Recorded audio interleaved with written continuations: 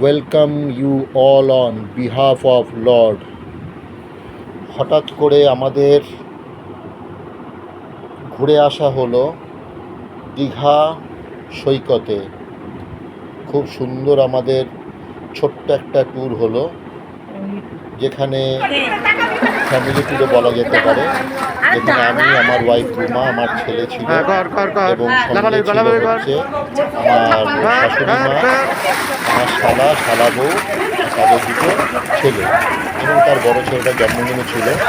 আমরা ওখানে গিয়ে পালন করলাম। চলে যাচ্ছে, যেটাকে আমরা মোহনা বলি অনেক সময়।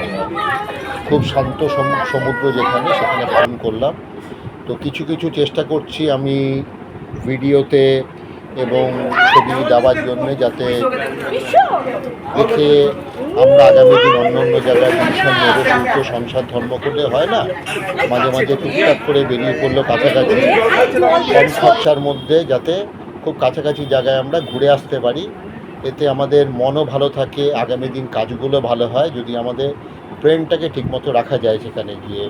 তো আমরা বৃহস্পতিবার সকালবেলা ভোর 5:15 আমরা সরকারি বাসে SBST সাউথ বেঙ্গলে আমরা ভোরবেলা গেলাম। মোটামুটি সকাল সকালই পৌঁছে গেছি দীঘাতে। আমরা দীঘা গিয়ে আমাদের একটু হোটেলে একটু অসুবিধা হয়েছিল।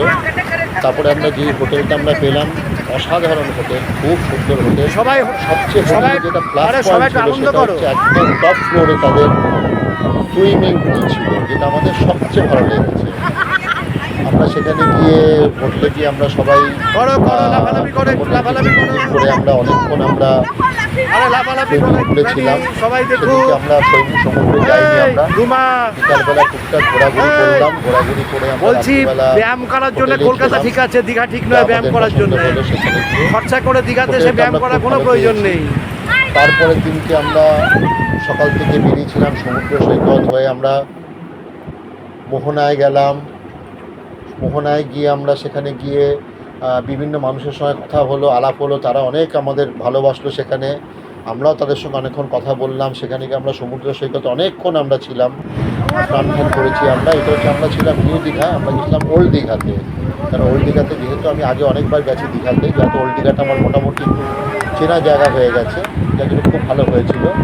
সেখান দিয়ে করে আমরা আবার ব্যাক করলাম। ব্যাক করে আবার সেই আমরা সুইমিং পুলে অনেকক্ষণ আমরা ছিলাম। অন্য অন্য হোটেলের যারা এসেছিলেন, যারা টুরিস্ট তারাও ছিল, কলকাতা থেকে এসেছিলো, বিভিন্ন জায়গার থেকে এসেছিলো, মুর্শিদাবাদ থেকে এসেছিলো। তাদের সঙ্গে আলাপ হলে খুব ভালো হলো।